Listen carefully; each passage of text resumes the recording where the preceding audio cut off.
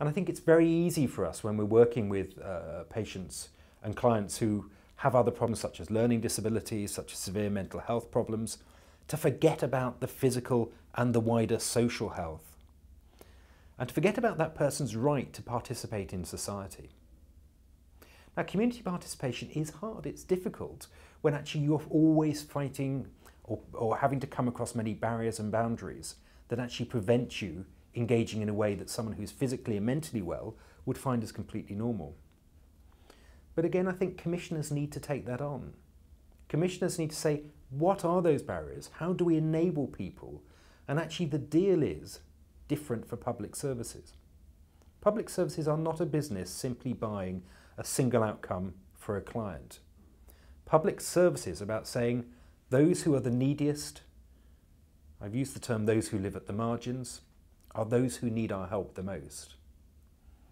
During our Health, Our Care, Our Say, we went out and we spoke to many thousands of people who told us that they wanted us to do the most for those who are most vulnerable.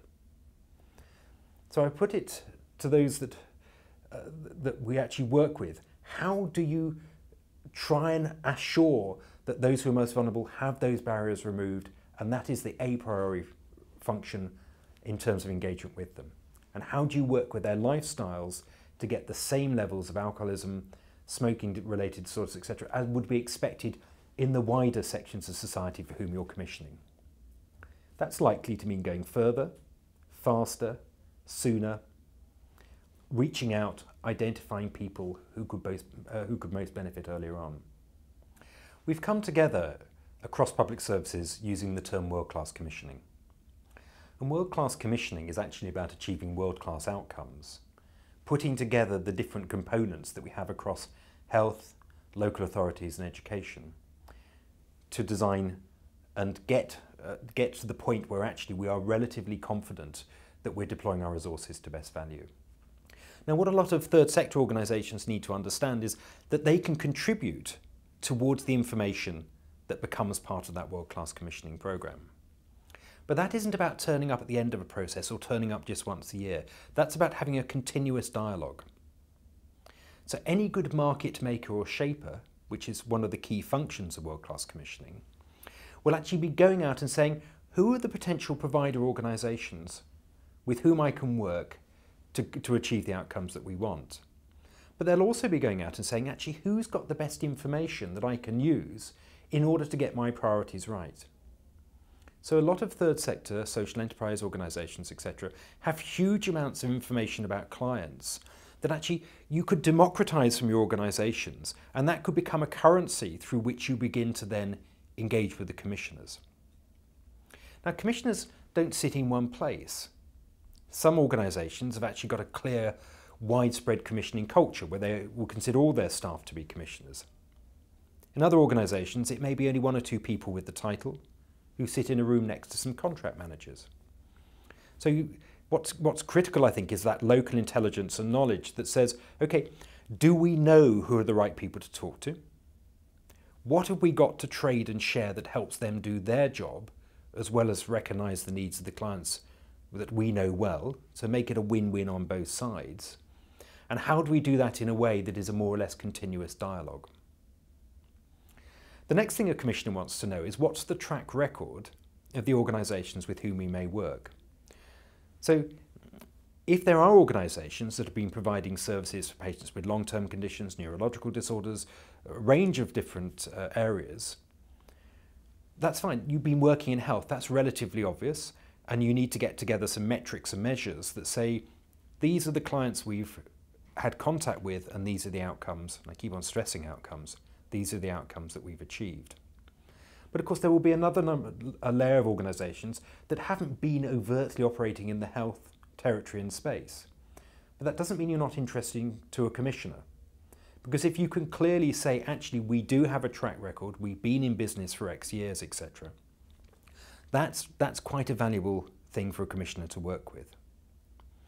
Now, what I hear a lot when going around the country is that the level of contracting that then happens can actually almost put that potential provider out of the market. That if someone comes along with a 120-page contract huge numbers of clauses, etc. within it. That's extremely difficult on a full cost recovery basis for many third sector organisations to engage with.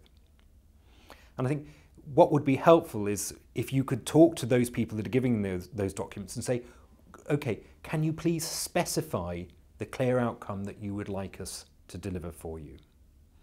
And if you can get the specification from them and some clarity around that, then look at that and say, okay, in order to achieve that, and let's say it's 40 people who are drug-free and back in employment, or it's 40 people who are able to get out of their house and lead lives which would be considered their right and engaging within society with some measures around that.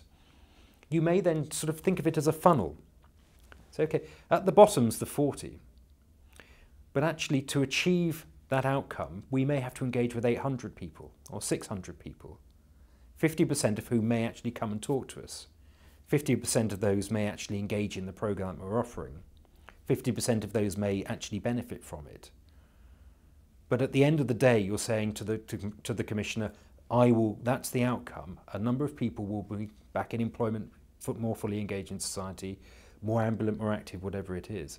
So track those sort of metrics back and say, okay, you put the money up front. So rather than pay us on a single cost per case basis, over 2 years, this is what we'll achieve for you.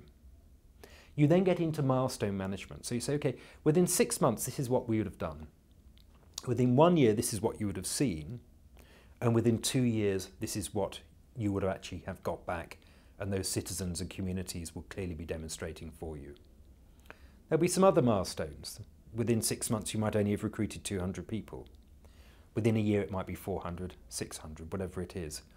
But if you think of that kind of outcome, the funnel that you need to get to that, and the milestones as you go along the way, I think it would hopefully help organisations think, we've got information there, we know the client base, we know the sort of outcomes that we want to achieve.